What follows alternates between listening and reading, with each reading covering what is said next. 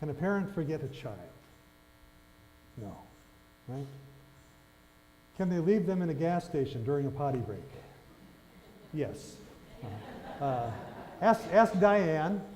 She was the child who was left. She didn't leave the child, all right? She was the child left in the gas station when she got out of the car for a potty break. And so, yes, it may happen. Sometimes we forget the little details, right? Like the names of our kids. Anyone do that where you run through all the names of the kids, including the dog, before you get to the right name? So I know your name, I know your name. We've got so much to remember sometimes, right? Used to be, all the thing I had to remember was my locker combination. That was the only thing I had to worry about. Now there's a password for every part of my life. I have to use I'm so used to having my smartphone think for me, I don't even know my wife's phone number. I simply, hit her name or something like that. So sometimes we get lazy, we don't remember as many things. Memory is a tricky thing. How many of you have family members who are suffering from some memory loss? They don't have to be sitting next to you. I mean, just any family member who deals with memory loss. When it first starts, it's maybe just a little annoying, right? You have to answer the same question over and over again. But for the one who is losing the memory, this can be a frightening, terrifying thing. Losing memories that you spent an entire lifetime acquiring. And sometimes I've seen the extremes where it comes to the point where people don't even recognize loved ones. And there's few things probably more painful than getting to that point. God says, even if you forget me, I will never forget you. That you are mine.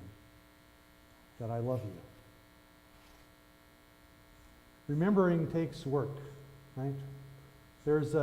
Sometimes there's tricks that help in the process. Repeating something. I was amazed when our kids were in grade school, the school that they were in really believed strongly in memorization and memorizing poetry. And these little grade school kids could remember poems that were pages long. They could commit them to memory. So it's amazing what memory can do. Writing it down sometimes helps us remember. Repetition helps us remember. Having visual cues, visualizing something can help us remember. That's why I usually always use images with everything that I do, because I know that images help us to remember. The string on the finger. Excuse me. Physical reminders help us because it engages a different part of the brain to remember. If we want to remember, oftentimes we'll set up memorial stones, right, to help us remember. A physical thing to help us remember. The Jewish people have a tradition, though, of placing a stone on the gravestone. If you've ever seen that, been to a cemetery where you see stones sitting on top of a gravestone, it becomes this Jewish tradition. Stone will not fade like a flower, and to come, and it also becomes then this reference point of a record that someone has remembered and has come and brought that. And so that may be something you want to do as well. It could be a wonderful tradition, just to pick up a pebble, a stone, and place it on a gravestone, a way of saying we have remembered.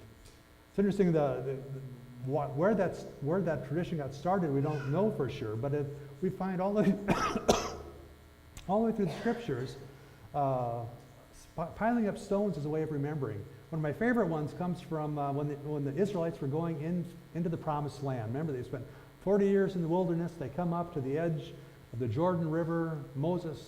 Joshua parts the waters, and they're able to go through, and right in the middle, they stop in the middle of the river, and they pick up stones from the bed of the river as they were passing through, and they get to the other side, and they pile them up, one for each tribe, 12 stones piled together, so that when they get to the other side, they will remember how they got there, that their identity is tied up with who God is, and that God is the one who brought them to this place. Moses, as he gathers with the people before they enter the promised land, his last task to do is to help them to remember. And the result then is the book of Deuteronomy, right? The book of Deuteronomy is simply, a duet is two, right? A duo, a two. Second telling of the law. So he says, just in case you missed it the first time, let me review. The book of Deuteronomy is review. This is all the important stuff you need to know. before you go into the promised land, let's just review where we've been, what we've learned along the process. Because he knows as soon as they get into the promised land, they're going to get busy. They'll be creating farms and building homes and doing all this stuff, and the busyness of life can overwhelm them. And sometimes when we get busy, we forget what is important. So Moses boils it down. He simply says, if you forget everything else, here's the one thing you need to remember. And it's a prayer. It's called the Shema.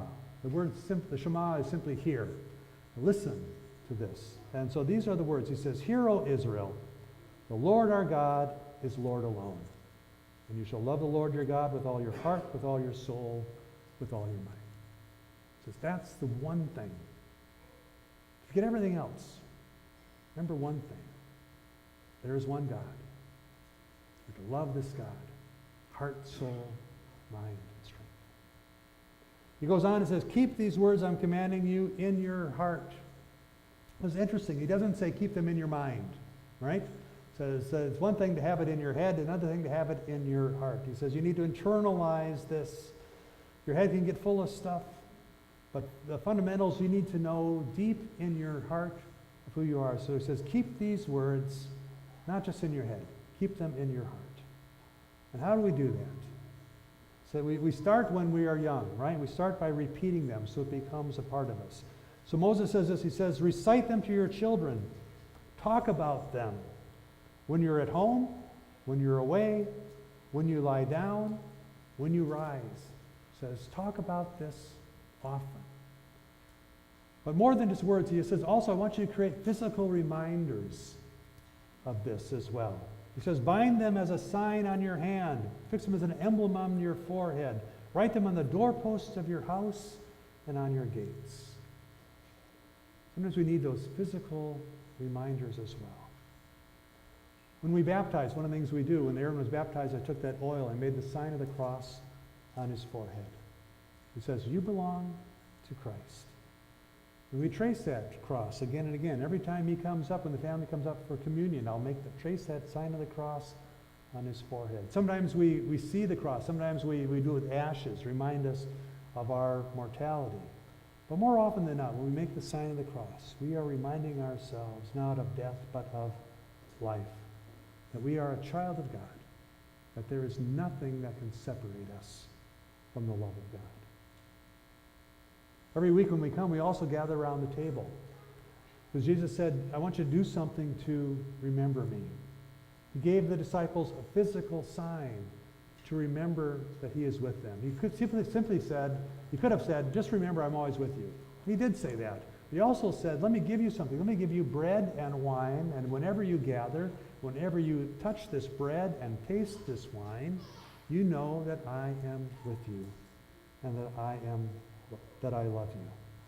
And that you don't have to somehow work your way to me. I come to you. Pure grace. This is our gospel. This is our good news. Let's get our band back up here. There's a wonderful song simply called Your Grace is Enough. It reminds us that God never forgets, but sometimes that we do, that this is grace that saves us, not something that we do, but this wonderful, incredible gift from God.